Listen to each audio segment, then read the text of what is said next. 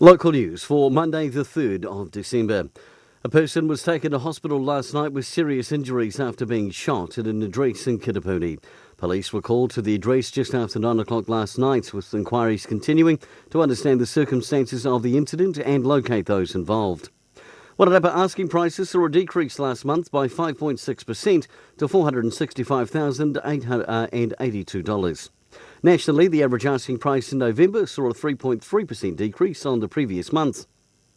An observation tower at Masterton's Henley Lake was destroyed by fire in the early hours of Saturday morning. Police and fire crews were made aware of the fire just before 1:30 a.m.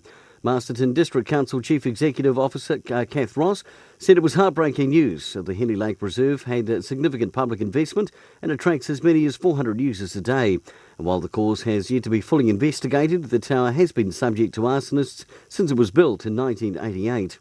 And in sport, the Wairarapa Bush 7 side are off to the Nationals after beating Wanganui in the 5th place 6th playoff on the weekend 35-7.